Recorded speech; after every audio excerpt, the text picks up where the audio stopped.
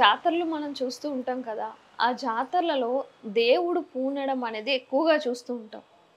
మన ఆంధ్ర వైపు చూస్తే దేవుడు వాలడం, దేవుడు పూనడం అని అంటారు. అదే తెలంగాణ వైపు చూసుకున్నట్లయితే ఈ బతుకమ్మ చేసేటప్పుడు కావచ్చు, లేకపోతే బోనాలు చేస్తున్నప్పుడు కొందరు వేస్తూ ఉంటారు. అంటే ఆ పూనకం అనేది వస్తే మొత్తం అంతా శరీరం అంతా ఊగిపోయినట్లు చేస్తూ ఉంటారు. అంటే దేవుడు అనేది ఎవరికైనా పడతదా? లేకపోతే కొందరికి మాత్రమే పడతదా? నిజంగా వాళ్ళకి దేవుడే పట్టి వాళ్ళలా ఊగుతారా? లేకపోతే వాళ్ళకి లోపల శరీరంలో ఏమైనా అనిపిస్తదా? అంటే దైవశక్తి అనేది ఉంటదంటారా? వాళ్ళకి పడుతుందంటారా? ఓం శ్రీ మాత్రే నమః. ఓం కనకదుర్గ కాళికాదేవి సమ్మక్క సారక్క తల్లి అమ్మవారు అనుగ్రహం. అమ్మ, ముఖ్యంగా ప్రపంచంలో మనం తొక్కితే ఇది దాన్ని రాయి అని చెప్తాం మనం. అదే రాయిని కడిగి దానికి బొట్టు పెట్టి నమస్కరిస్తే దేవుడు అని అంటాం. తొక్కితే రాయి, మొక్కితే దేవుడు. హ్మ్. అంటే ప్రతి ఒక్క మనిషిలో మనస్సాక్షి అనేదే ఒక దైవ బలం. ఈ మనస్సాక్షి ఉన్న దైవ బలం అనేది ఎలాంటిది అంటే ఒక హిందువు కావచ్చు, ఒక ముస్లిం కావచ్చు, ఒక క్రైస్తవులు కావచ్చు. ఈ ముగ్గురికి దేవుడు అనేది ఒక్కడే. అది మతాల రూపంలో మార్చుకున్న విధానమే తప్ప దేవుడు అనేవాడు ప్రపంచంలో ఒక్కడే. అయితే ఈ దైవ సంకల్పం అనేది ప్రతి ఒక్కరిలోనూ ఉంది. దైవభక్తి ఎందువల్ల అంటే మనల్ని పుట్టించిందే దైవశక్తి. హ్మ్. దానికి అనుసంధానం కలిగించింది తల్లిదండ్రులు, హ్మ్. జీవం పోసింది. కాబట్టి ఈ దైవశక్తి ప్రతి ఒక్కరిలో ఉంటుంది. దైవశక్తి ప్రక్రియ అందరికీ కలుగుతుంది. హ్మ్. దేవుడిని పూజించాలి అంటే దాన్ని అలంకరించుకుంటే వచ్చేది పూజ కాదు. ఆత్మభక్తితో రావాలి, నాభిలోంచి రావాలి. ఆ దైవశక్తి అనేది వాడికి మనస్ఫూర్తిగా కలిగే ఒక సంకల్పం ఉంటుంది. కొంతమందికి దైవశక్తి వచ్చినట్టుగా వాళ్ళు వేపమండలు కట్టుకొని పూజలు చేసుకుంటూ ఒళ్ళంతా నాకు దేవుడు వచ్చేసింది పసుపు రాసుకొని అన్నట్టుగా కొంతమంది ప్రవర్తిస్తుంటారు. అవును. అవి కొంతమంది కపట నాటక సూత్రధారుల మాదిరిగా కొంతమంది ప్రవర్తిస్తుంటారు. వాళ్ళలో నిజాలు ఉండవు, వాళ్ళు చెప్పే మాట వాస్తవాలు కాదు. అదే దైవశక్తి వచ్చిన వాళ్ళకి తానంతగా తాను కోరుకుంటే వచ్చేది దేవుడు కాదు, హ్మ్. కోరుకుంటే వచ్చేది కాదు, ఆమెగా వస్తుంది దేవత. అది వచ్చినప్పుడు ఎదుటి మనిషిలో ఉండే లోపాలని, ఎదుటి మనిషిలో వచ్చే ఒక నిజాలని, రేపు జరగబోయే ఒక ఒక ప్రళయాన్ని కూడా ఈ విధంగా ఆ వాక్ నోటుకుంటా చెప్పగలుగుతుంది. అవును. చెప్పినప్పుడే ఆ దైవశక్తి వాళ్ళలో నిజంగా ఉంటుంది. అప్పుడు మనకి నమ్మకం ఏమిటి? అలాంటి దేవుడి దగ్గరికి పోతే మనకి ఆ దేవుడి దగ్గర నమ్ముకొని ఆ కోరిక పోతే ఆ కోరిక నెరవేరుతుంది అన్నప్పుడు ఆ కోరిక నీలోనే ఉండదు, పక్కన వారికి చెబుతావు. నేను పలానా దేవుడి దగ్గరికి పోతే మా అమ్మాయికి పెళ్లి జరిగింది, మా అమ్మాయికి పిల్లలు పుట్టారు, మా అబ్బాయి ఆరోగ్యం బాగుంది అంటావు. అప్పుడు దైవభక్తి ఎక్కడుంది? నీ ఆత్మలోనూ, తర్వాత ఆ శిలలోనూ ఉంది, ఆ విగ్రహంలోను. హ్మ్. రెండోది నువ్వు పూజించే విధానంలో ఉంటుంది. అర్థందా? అది మనుషుల మీద ఉపయోగించి చెడు ప్రయత్నాలకి ప్రక్రియలకు వాడుకుంటే దేవుడు కూడా క్షమించాడు. హ్మ్.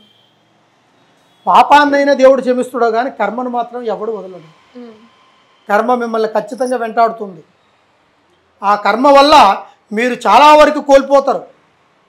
రేపు జరగబోయే వారసత్వాన్ని దెబ్బతీస్తుంది, జరగబోయే ఆస్తుల్ని దెబ్బతీస్తుంది. ఈ దేవుడితో కొంతమంది కావాలని హేళన చేస్తూ నీ దేవుడు గొప్ప, నీ దేవుడు గొప్ప అన్నట్టుగా కొంతమంది వివరణలు చేస్తుంటారు. అలా చేసిన వాళ్ళకు కూడా సరైన గుణపాఠం దేవత కంపల్సరిగా పనిష్మెంట్ ఇస్తుంది. హ్మ్. ఆ ఒక్క కర్మను మాత్రం ఖచ్చితంగా ఆ టైంలో నిన్ను సృష్టించేస్తుంది. ఒక్క చిన్న గొంతులో పడి కూడా నీ ప్రాణం పోతాయి, లేదు నీకు గాలి రాకుండా ప్రాణం పోతాయి, నీకు దెబ్బ తగలకుండానే నువ్వు ప్రాణం తీసుకుంటావు. అదే నిన్ను కాపాడి నువ్వు ఒక మంచి కార్యం చేసి ఒక ప్రక్రియలో మంచిగా ఉండుంటే ఆ కర్మలోంచి నువ్వు తొలగించడానికి మానవుడి రూపంలో ఏదో ఒక సాయం వచ్చి నీ పోయే ప్రాణాన్ని కాపాడుతాడు. కానీ కాకపోతే నువ్వు చేసిన కర్మ మాత్రం ఖచ్చితంగా రాసి పెట్టుంటే మాత్రానికి దేవుడు లాంటి మనుషులు ఎంతమంది ఉన్నా నీ ప్రాణం తీయటం ఖాయం. నీ జీవితంలో నీ నరకం తథ్యం. రెండోది, కొంతమందికి ఇలాంటి కొన్ని చికాకుల వల్ల, కొన్ని ఇబ్బందుల వల్ల అనారోగ్యాలకు పాలవుతుంటారు. కొంతమంది కర్మకి పాల్పడ్డవాళ్ళు వాళ్ళు హాస్పిటల్లో పడి కూడా ఆ కర్మను అనుభవిస్తూ అడుగుతుందా పైన భగవంతుడు యమధర్మరాజు చేయాల్సిన శిక్షలు కూడా ఇక్కడే విధించాసుడు. తనువుతో తీరని ఒక సంకల్పాన్ని తనువుతోను, శరీరంతో పోవాల్సిన కర్మను శరీరంతోను, గాలితో పోవాల్సిన కర్మను గాలితోను, వాహనంతో పోవాల్సిన ప్రాణం వాహనంతోను, ఒక్కొక్క మనిషి విధానాన్ని విధిరాతని ఎవ్వరు దాన్ని రాసిపెట్టలేరు. వాడికి ఎలా పోవాలని రాసిపెట్టుంటే ఖచ్చితంగా అలాగనే పోతుంది. అలా కాదనుకొని కొంతమంది దుష్ట ప్రయోగాలు చేసి ప్రయత్నం చేసుకునే వాళ్ళ కర్మలు ఖచ్చితంగా ఆ కర్మ వాడితోనే ఆ విధంగానే ఆ కర్మ అనుభవిస్తాడు. ఇలాగ దైవశక్తి ఉన్నదని ఎంత నిజమో దుష్ట శక్తులు కూడా ఉన్నాయి అంత నిజం. దేవుణ్ణి మనం మనస్ఫూర్తిగా మనం ప్రార్థించినప్పుడే మనకి దైవశక్తి అండగా ఉంటుంది. అలాంటి అండగా ఉండే వాళ్ళకు కూడా కొన్ని కష్టాలు వస్తున్నాయి. కారణం ఏమిటి?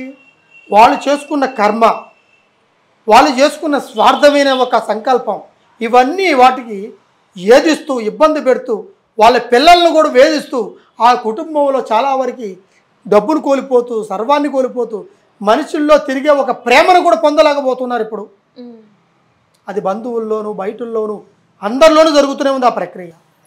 ఇటువంటి సంఘటనలు జరుగుతున్నప్పుడల్లా కొంతమంది స్త్రీలకు కావచ్చు పురుషులకు కావచ్చు దైవం అనుకోకుండా వాళ్ళ మీదకి వచ్చేసి నువ్వు ఫలానా తప్పు చేస్తున్నావు, ఫలానా పాపం చేస్తున్నావు, ఫలానా దుక్కు నువ్వు చోటుకు పో, ఫలానా గుడికి రా, ఫలానా మొక్కుబడి మొక్కో, ఫలానా విధానంగా నువ్వు చెయ్యి అనేటట్టుగా ఇటు ఆంధ్రాలోను ఇటు తెలంగాణలోను చాలా వరకు దైవశక్తమైన ఒక సంకల్పాలు కొన్ని ఉన్నాయి. కొంతమంది యూట్యూబ్లో చూస్తున్నాం ఇప్పుడున్న ప్రేక్షకులలో కొంతమందికి అనుకోకుండా పూనకం వచ్చినట్టుగా చిన్నపిల్ల మాట్లాడినట్టుగా దైవం వచ్చి మాట్లాడి నీకు అక్కడ ఆస్తులు దొరుకుతున్నాయి, అంతస్తులు దొరుకుతాయి, అక్కడికి పోయి ఈ పని చేయి, ఇక్కడికి పోయి ఈ పని చేయి అని దొరుకుతుంది. అలాంటివన్నీ అపోహాలను బట్టి మీరు ముందుకు పోవద్దు. ఏదైనా సరే దైవశక్తిని ఎంత మనస్ఫూర్తిగా మనం ఆలోచిస్తామో, ఎంత దైవశక్తిగా కొలుసుకుంటామో దానికి ఒక నిశ్శబ్దం ఏమిట్రా అంటే ఒక కారణం భయంకరమైనది. దేవుళ్ళలో కానీ మనుషుల్లో కానీ భయంకరమైనది నిశ్శబ్దం. దానికి మించిన భయంకరమైనది ఏది ఉండదు. నిశ్శబ్దం అంటే ఏ సౌండ్ వినపడదు. అలాంటప్పుడు దైవశక్తి వాడికి ఖచ్చితంగా నిండుగా ఉంటుంది 100%. అలాంటి వాడు రాత్రి అయినా పగులైనా శ్మశానానికైనా కూడా ఎక్కడికైనా సరే ధైర్యంగా పోయేవాళ్ళు కొంతమంది ఉంటారు. అలాంటి దైవశక్తి భగవంతుడు ఇస్తాడు. అది మనం కోరుకుంటే వచ్చేది కాదు. అది మనం ఆ దైవాన్ని మనం కొలుచుకొని ఆ దైవాన్ని మనం ఆకట్టుకొని కట్టడి కట్టి దాన్ని రప్పించుకుంటే రాదు. అది మనం మొక్కుకునే తీరు, చేసే పూజ, మనం చేయబోయే కర్మ, వీటన్నిటినీ ఆ భగవంతుడు మనకి రాసి పెట్టి కంపల్సరిగా మనకి ఈ విధమైన ప్రక్రియతో కూడి ఉంటుంది ఆ దైవతం. ఆ దైవత్వం కొంతమంది కోల్పోతుంటారు. ఇలాంటి కొంతమంది చెడు ప్రభావాలను సృష్టించే వాళ్ళ వల్ల కొంతమంది ఇబ్బందులు పెట్టి కొన్ని చెడు ప్రయోగాలు చేసి ఆ దైవశక్తిని కూడా కట్టుకట్టడానికి వాళ్ళు వెనకాడబోరు. అలాంటి వాళ్ళకి ఆ కర్మ కూడా వాళ్ళకి ఖచ్చితంగా దానికి తగినట్టుగా ఆ పనిష్మెంట్ దేవత చూపిస్తూనే ఉంటుంది. కానీ దేవుడు అనేవాడు చాలా గొప్పవాడు. అసలుకి ముఖ్యంగా మనకి దేవుడు కనపడుతున్నాడు నిత్యము అంటే ఒక సూర్యచంద్రుల్లో మనకు దేవుడు కనపడుతున్నాడు.